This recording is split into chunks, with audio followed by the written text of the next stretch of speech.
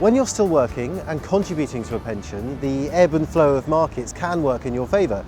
If share and bond prices fall for a period, the overall size of your fund might shrink, but it means that the new money you're paying in buys more. You're buying low instead of buying high.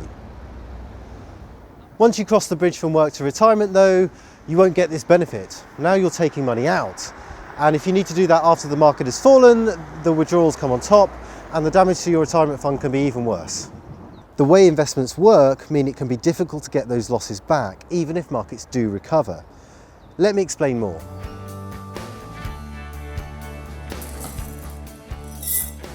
When you're paying into a pension, your contributions will make your pot bigger.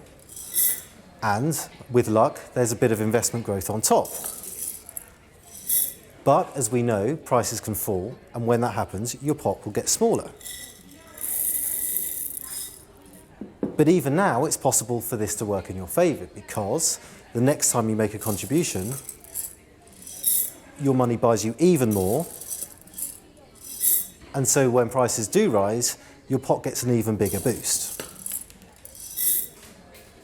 When you're taking money out of a pension, it works in reverse, so that you might lose some from investments, but if you make withdrawals on top of that, you compound that loss and your pot is depleted even more quickly.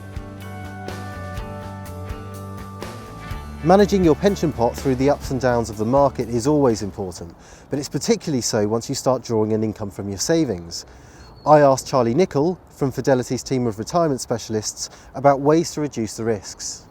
Charlie, those in retirement living from their pension money will face market falls from time to time, but is there anything they can do to protect themselves?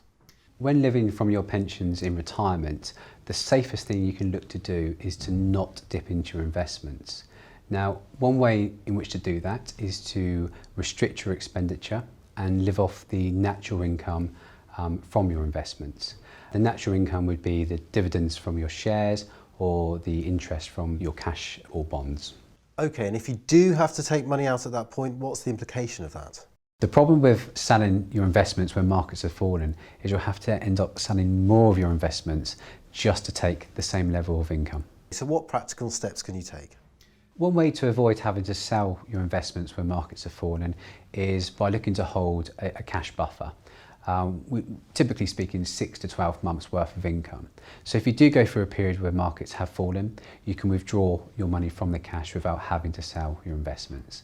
And then hopefully, as time goes on, you'll see your investments start to rise again, and in that situation you can then start to build up your cash reserve. Investing after retirement is very different from investing before retirement, and it's crucial to understand exactly the risks of withdrawing money at the wrong time. As we've heard, however, there are steps you can take that remove some of that risk.